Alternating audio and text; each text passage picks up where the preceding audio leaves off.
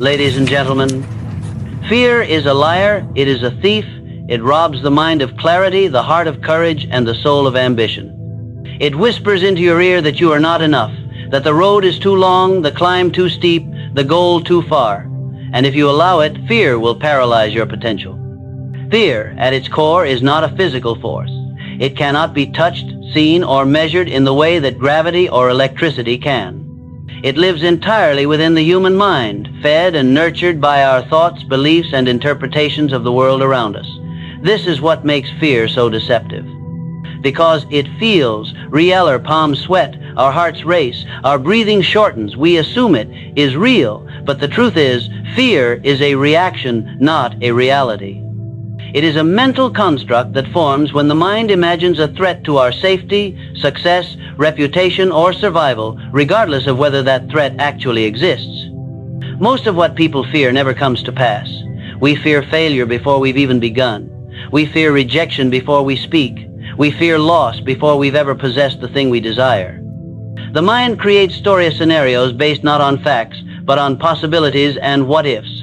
And because the mind is a master storyteller, these imagined outcomes feel vivid, convincing, and emotionally gripping.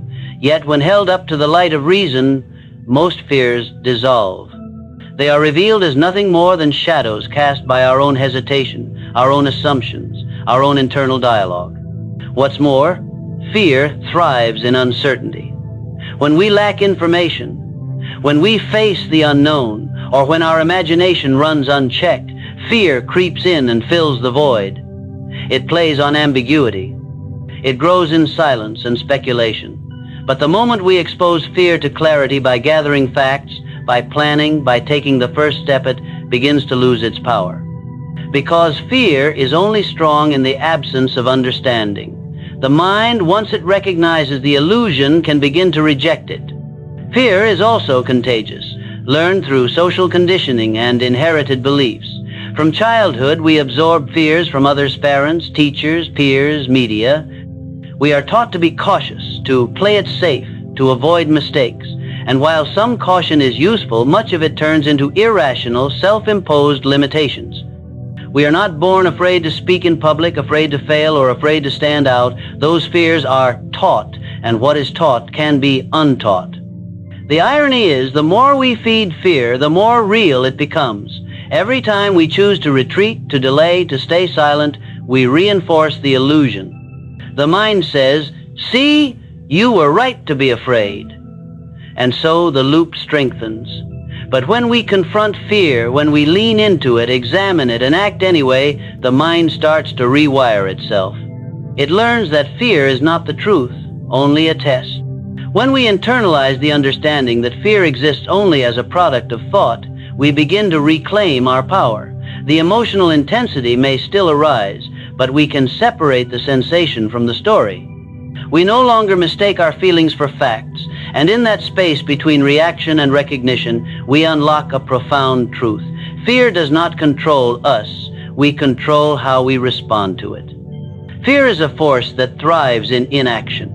It gains momentum the longer we wait, the more we hesitate, and the more we allow our minds to replay imaginary outcomes. The mind, left unchecked, becomes a theater for fear's greatest performance scenes of failure, rejection, embarrassment, or pain. But what fear cannot withstand is forward motion. It cannot hold its grip once we begin to move. Action is the natural enemy of fear. It interrupts the cycle of overthinking and short-circuits the mental patterns that keep us paralyzed. In essence, action is the antidote to fear because it shifts the focus from imagined danger to real experience. When we act, we move from the abstract to the concrete. We stop speculating and start participating. Even the smallest step forward can create a ripple effect. One decision, one phone call, one sentence spoken out loud begins to dismantle the fear that once felt immovable. Because fear lives in the unknown, and action begins to make the unknown known. The very act of doing begins to bring clarity, feedback, and momentum. It's no longer a question of what if, because we are now in the realm of what is. There is also something physiological that happens when we act in spite of fear. Our bodies catch up to our intention. Our breathing deepens. Our adrenaline is used constructively instead of destructively. We begin to feel control returning. Instead of sitting with fear and allowing it to dominate our nervous system, we give our energy a direction. Fear, when left without direction, turns inward. It becomes anxiety, stress, and paralysis. But when we channel that same energy outward through action, it transforms. It becomes drive, it becomes courage, it becomes momentum. Many people wait to act until they feel brave. They wait until they feel ready. But that feeling rarely comes. Courage is not a prerequisite for action, it is a result of it. Action first, confidence second. The more we act, the more we prove to ourselves that we can handle the unknown. We collect small victories, and each one builds upon the last.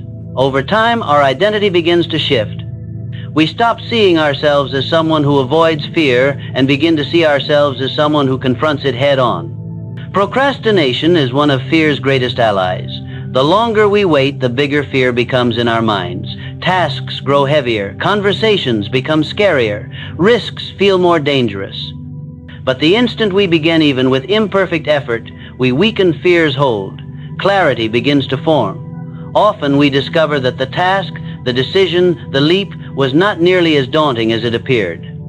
Action reveals reality, while inaction allows fear to distort it. There is power in motion. The key is not to eliminate fear before acting, but to act while fear is present. To choose motion over stillness, decision over delay, courage over comfort. In doing so, we learn that fear is not a wallet, is a curtain. And behind that curtain is everything we've been searching for. Fear flourishes in the absence of clarity. When we don't fully understand what we're facing or what we truly want, the mind fills in the blanks with worst-case scenarios. It spins stories about failure, loss, judgment, or pain, and those stories become the script we live by. But fear cannot thrive in the presence of purpose. When you know exactly why you're doing something, when your vision is locked in and your goal is clear, fear loses its ability to distract or derail you. A person with strong purpose does not have time to entertain fear. Their energy is consumed by forward motion, by meaning, by something bigger than the emotion of the moment.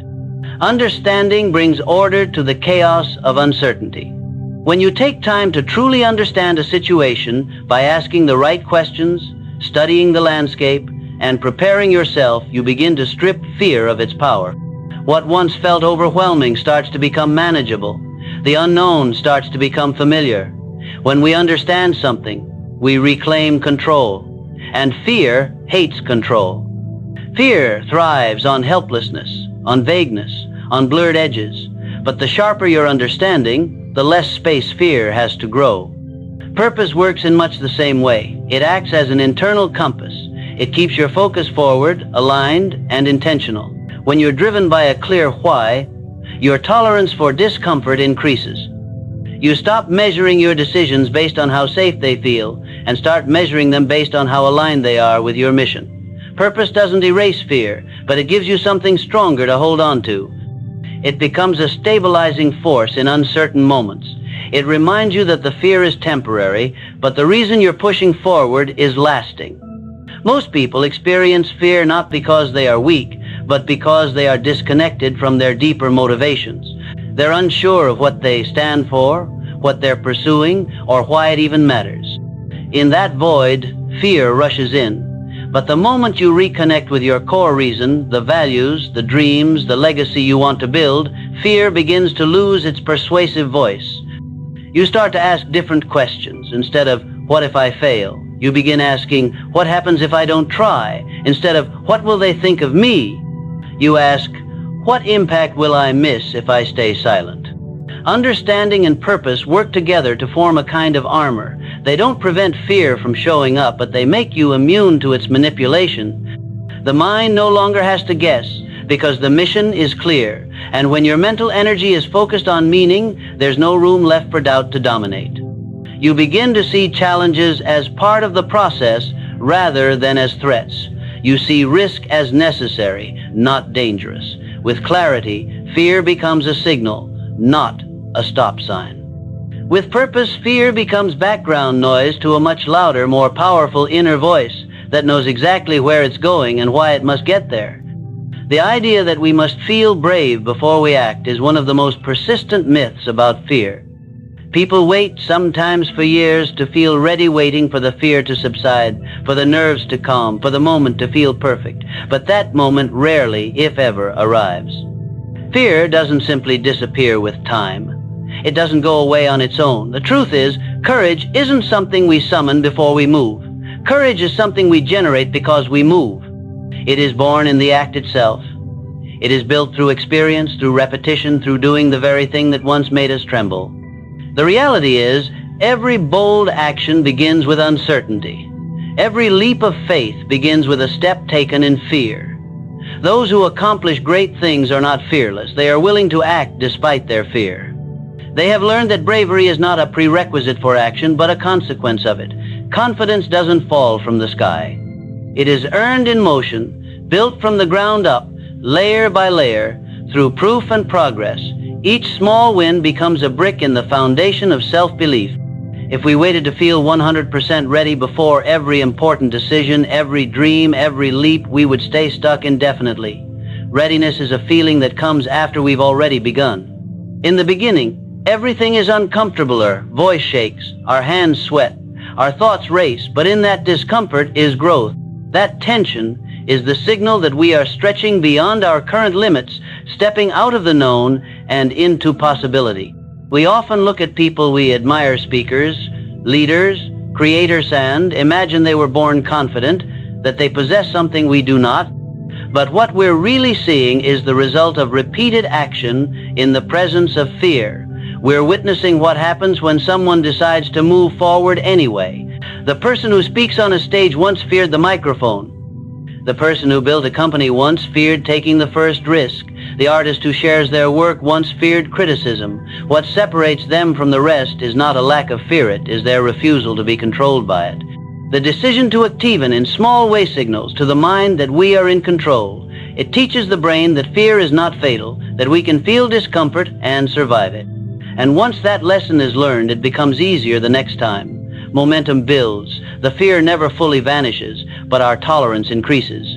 We begin to operate from a different mental framework home that expects fear but no longer obeys it. Bravery is not about feeling bulletproof.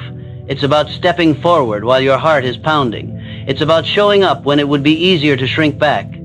It's about doing the thing, calling, creating, confronting, committing without needing the comfort of certainty. And through those actions, a new identity begins to form. One built on proof, on progress, on the undeniable evidence that we are capable of more than our fears suggest. The mind is the primary battlefield where fear either takes root or is dismantled. Everything begins in the mind. Our beliefs, our interpretations, our assumptions, and ultimately our reactions. What we tell ourselves determines how we feel, and how we feel shapes what we do. Fear is not injected into us from the outside. It is born from within, crafted by the thoughts we choose to dwell on and the stories we repeatedly tell ourselves. When the mind is left unguarded, it becomes fertile ground for fear to flourish. Small doubts evolve into massive worries. Minor risks begin to look like major threats. The imagination, if untamed, turns into a machine that produces anxiety instead of solutions. Understanding this internal dynamic is the key to mastering fear. It means accepting that fear doesn't come from the event, the challenge, or the unknown itself. It comes from how we perceive those things. Two people can face the exact same situation and have two entirely different responses. One sees danger, the other sees opportunity. One sees a reason to run, the other sees a reason to rise. The difference lies in the framing the mental lens through which the situation is viewed. And that lens is entirely under our control. The problem is that most people never question their thoughts. They accept every fearful notion as truth. The mind says, "You can't handle this," and they believe it. The mind says, "You'll fail," and they stop trying. This is why the mind must be trained just like a muscle. If left untrained, it defaults to protection mode. It avoids risk, seeks comfort, and magnifies danger. But when trained through awareness and discipline, the mind becomes a powerful ally. It begins to recognize fear-based thoughts and challenge them.